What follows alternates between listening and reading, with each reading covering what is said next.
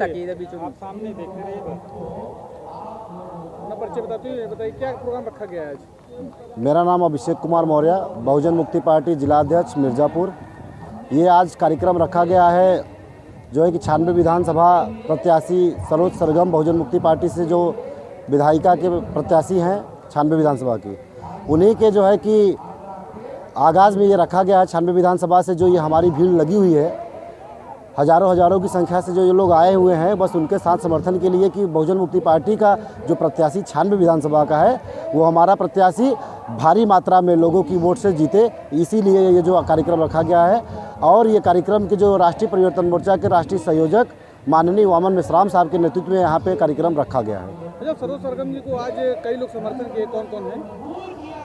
सरोज सरगम जी को कई लोगों सर जैसे कि हमारे यहाँ के प्रगतिशील मानव समाज पार्टी के जो है कि यहाँ के जितने भी पदाधिकारी थे उनका समर्थन मिला है। वीआईपी पार्टी का समर्थन मिला है, जो मुकेश साहनी के जो है पदाधिकारी हैं उन लोगों का भी समर्थन मिला है। और ऐसे अन्य छोटे मोटे दल हैं जो यहाँ पे नहीं लड़ रहे हैं, उनका भी समर्थन मिला है। भारी मात्रा में समर्थन मिल रहा है और वो लोग साथ में प्रचार कर रहे हैं। मिर्ज़ापुर कितने सीटों पर लड़ रहे हैं? मिर्ज़ापुर के जो राष्ट्रीय परिवर्तन मोर्चा है वो गठबंधन के मामले में 2 सीट लड़ रही है, एक मड़िहान से और एक 96 विधानसभा से। वामन मिश्राम साहब का माल्यार्पण कर स्वागत करते हुए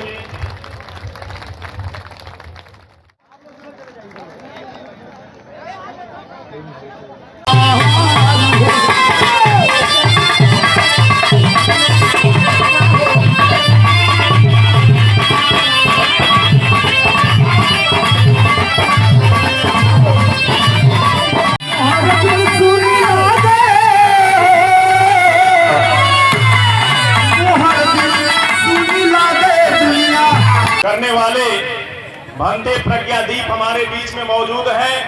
मैं आप लोगों से अनुरोध करूंगा कि आप लोग जोरदार नारे से उनका स्वागत करेंगे। बोल 50, बोल 50। अब मैं आग्रह करूंगा, भंते प्रज्ञादीप जी हमारे बीच में मौजूद हैं। आज के इस जनसभा में उपस्थित जो इस महारैली में शामिल विशाल जनसैलाब है, उनका मार्गदर्शन करें और उन्हें आज इस विपरीत परिस्थितियों में कैसे संघर्ष करना है उस पर वो अपने विचार रखें। भंते प्रज्ञादीप हमारा वही हीरो, वही मुखिया जो समाज का नेतृत्व करना चाहता था, समाज को लेकर चलना चाहता था। डॉक्टर संजय निषाद के बारे में कौन नहीं जानता। मैं उसका विरोध करना नहीं चाहता, मैंने कभी कुछ नहीं कहा, लेकिन आज दर्द है, समाज से अपनी बात कहना चाहता हूँ। ये आवाज हमारी नहीं, वीरांगना फूलन देवी की आवाज है। वो धन्यवाद, हमारा बहुत बहुत आभार। जय मुनवासी, जय भीम, नमो बुद्धाय। खुदा देवी बहुत चालाक है, बड़ा साथी है। ये तो 20,000 का चुनाव लगाने वाला है। तो नेताजी वापस आए देवी के पास। ऐसा है कनौजिया साहब, आपके गांव के लोग 500 रुपए में सब वोट हमको दे रहे हैं। आप ऐसा करो 1,000 ले लो। देवी कहा नहीं नहीं नहीं, पहले 2,000 ले लो। देवी कहा नहीं, पहले 5,000 ले लो। यार पूरे लोग गांव के हमको वोट दे करता था, लेकिन आज हम लोग भिखारी हो गए हैं। भिखारी अपने से नहीं बने हैं, हम लोगों को बनाया गया है। कर्म कांड पाखंड में भी हम लोग अंधविश्वास के नाम से जानी जाती है कि मिर्जापुर जिले में कोई आदिवासी परिवार में एक कलाकार है जो सेल्वी के नाम से जानते हैं। तो साथियों, आज भी मेरा भाई लेबराना करता है। मेरा वही विद्यालय था खचहा बगल में, प्रोजेक्ट माला स्कूल है, उसमें 5 तक मैं पढ़ी। जब 5 में हम पढ़ते रहे, स्कूल जाई, इतवार के दिन जब छुट्टी होते जाई धान लगावे में दे। भाई बहिनी में सबसे बड़ी थी। जब भाई और बहनों को मैं ले करके मम्मी के पास जाती थी दूध पिलवाने के लिए, तो वहाँ लहना धान बढ़िया पहन रहे हैं। लेकिन इन विधायक, इन सांसदों का क्या आंख नहीं है कि मेरे आदिवासी समाज को कुछ चाहिए? घर नहीं है, व्यापार नहीं है, बिजनेस नहीं है, धंधा नहीं है। मेरा आदिवासी परिवार आज भूखमरी के कगार पे है। 1 किलो नमक पे है और ये 5 किलो चावल दे करके ये भाजपा के लोग हम लोगों को पीछे पीछे अपने दौड़ा रहे हैं। तो मांगते मांगते 75 साल हो गया, अब मांगे से नहीं मिलेगा। अब आप लोगों को लड़ाई लड़ना होगा, तब आप लोगों का हक हिस्साधिकार मिलेगा। ये चुनाव नहीं है, एक क्रांति छेड़ी गई है। अब आजादी मिलने वाली है आप लोगों को, क्योंकि सरोज सरगम जिस बेटी को आप लोगों ने संवारा, आज इस ललकी मट्टी में आदिवासी परिवार में जन्म लेने वाली सरोज सरगम को उस पर्दे तक आप लोगों ने पहुंचाया, ये आप लोगों का देन है। और मैं यही कहना चाहती हूँ कि मेरे पास रुपया पैसा नहीं है, सबसे बड़ा यही एक हमारे पास दौलत है। इससे बड़ा दौलत कोई नहीं है। साइकिल के आप लोगों ने जिताया, सरकार बनाया कि नहीं बनाया, उसको देख लिया ना। हमारे आदिवासी परिवार बच्चन के किए का यही सपा सरकार होमगार्ड वाली पहले वर्दी पहना दिया। सपा सरकार होमगार्ड वाली हमारे बच्चों को वर्दी पहनवा दिया, अब कटोरा दे दिया कि जाओ तुम लोग भीख मांगो। हमारा बच्चा जिस विद्यालय में पढ़ता है उस विद्यालय में वो मास्टर का बच्चा खुद नहीं पढ़ता है। हमारा बच्चा जब जा रहा है उस विद्यालय में, तो उस विद्यालय में मेरे बच्चों को पेट का भोजन मिल रहा है, दिमाग का भोजन नहीं मिल रहा है। ये ऐतिहासिक धरती है।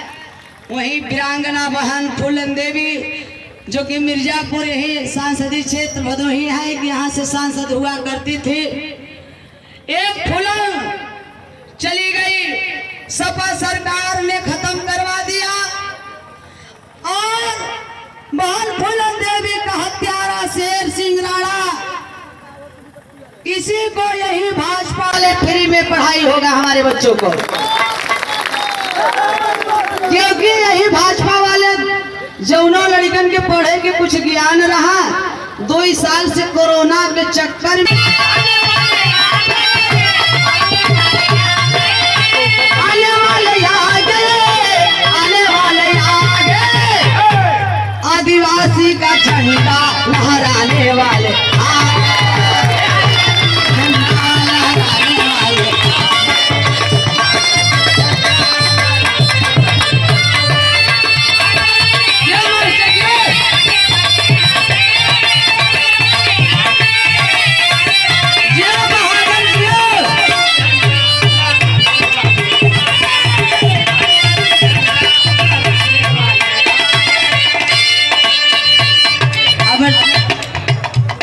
अब डटी के लड़ेंगे, अब ना डरेंगे, हम जुर्माना सहेंगे, हम जुर्माना सहेंगे। जितने लोग हैं वो सभी लोगों का हाथ ऊपर होना चाहिए, और जेकरे हाथ ना होए वही का हाथ ऊपर ना होए। तालियां होना चाहिए। अभी जब कहा तभी नीचे करे जा। 1 मिनट 1 मिनट 30 सेकेंड प्लीज। का नाम है सरकार बनाई गई है तो हम परशुराम के मूर्ति बनाओ, परशुराम के मूर्ति बनाओ। तो अखिलेश भैया कहें तू परशुराम के मूर्ति बनाओ, तो हम परशुराम की भव्य मूर्ति बनाओ।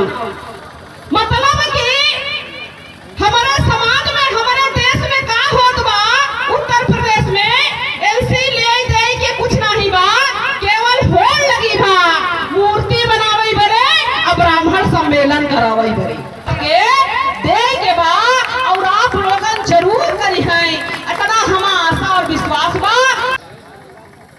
उसकी वो चेयरपर्सन है, 21 पार्टी के लोगों को मिलाकर। उसी तरह से अडवाणी अटल बिहारी ने एनडीए बनाया, नेशनल डेमोक्रेटिक अलायंस। उसी तरह से हम लोगों ने राष्ट्रीय परिवर्तन मोर्चा 13 दलों के लोगों का मिलकर बनाया, 13 दलों का मिलकर बनाया।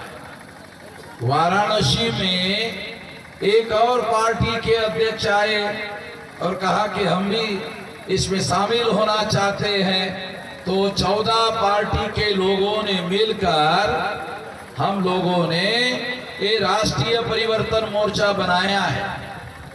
ये राष्ट्रीय परिवर्तन मोर्चा हमने बनाया तो उत्तर प्रदेश तो कोई राष्ट्र है नहीं, वो तो राज्य है, तो फिर राष्ट्रीय परिवर्तन मोर्चा क्यों बनाया, ये आपके मन में सवाल आ रहा होगा।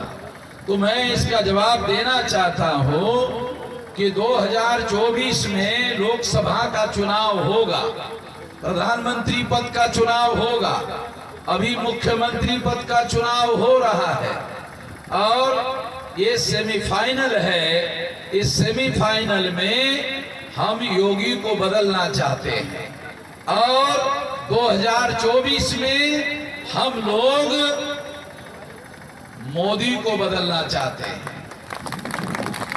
दोनों को बदलना चाहते हैं। तो लोकसभा का चुनाव जब हम लड़ेंगे तो 500 लोकसभा की सीटें लड़ेंगे, 500 सीटें लड़ेंगे। तो आप सोचते होंगे कि 500 सीटें लड़ने के लिए तो बहुत विशाल संगठन चाहिए। हाँ, जरूर चाहिए। छोटा मोटा संगठन करने से नहीं होगा, राष्ट्रव्यापी संगठन चाहिए। एकदम सही आपने सोचा। तो हमने 19 साल की उम्र से, जब हमारी उम्र 19 साल थी, आज हमारी उम्र 65 साल है। 45 साल का समय हमने लगाकर विशाल संगठन बनाया। 31 राज्यों में, 567 जिलों में, 4000 तहसीलों से ज्यादा संगठन, 22,000 से ज्यादा ब्लॉक में, 1.5 लाख से ज्यादा गांव में विशाल संगठन हमने फैलाया है, विशाल संगठन हमने बनाया है। दुनिया के लोग मानते हैं कि कोई बड़ा बदलाव करना है तो बड़ा बदलाव करने के लिए संगठित शक्ति चाहिए, और ये संगठित शक्ति हमने बनाई, ये विशाल संगठित शक्ति बनाई है, देशव्यापी शक्ति बनाई है। और इस देशव्यापी शक्ति के बल पर हम लोगों ने दो बार भारत बंद किया। भारत बंद करना कोई गली मोहल्ला बंद करना नहीं है। 5 मार्च 2019 को 5 मार्च 2019 को हम लोगों ने 13 पॉइंट रोस्टर के विरोध में 200 पॉइंट रोस्टर के लिए भारत बंद किया। विशाल भारत बंद हो गया, और जब भारत बंद हो गया तो नरेंद्र मोदी को हमने मजबूर किया संसद में संविधान संशोधन करने के लिए, और 200 पॉइंट रोस्टर लागू करवाया। सबूत के तौर पर बोतरा बोल रहा हूं, कितना बड़ा संगठन हमने बनाया 45 साल की जिंदगी लगाकर। दूसरा, आप लोगों को याद होगा, आसाम में सीए कानून इन लोगों ने लागू किया था, और उसके बदौलत कानून की वजह से इन लोगों ने हमारे 19,48,000 लोगों को नागरिकता के अधिकार से वंचित किया था। उसमें केवल 5 लाख मुसलमान थे, 14,48,000 SC ST OBC के थे, मूल निवासी थे, आदिवासी थे। जब हम आसाम गए तो वहां के लोग इकट्ठा हुए, सारे आसाम के लोग इकट्ठा हुए। हमने उनको पूछा कि जब ये आंदोलन बांग्लादेशी घुसपैठियों को खदेड़ने का आंदोलन चल रहा था तो आप लोग कहां थे? तो लोगों ने कहा कि हम बांग्लादेशी घुसपैठियों को भगाने के आंदोलन में शामिल हैं। हमारे लोगों ने कहा, तो हमने पूछा जब आप बांग्लादेशी घुसपैठियों के आंदोलन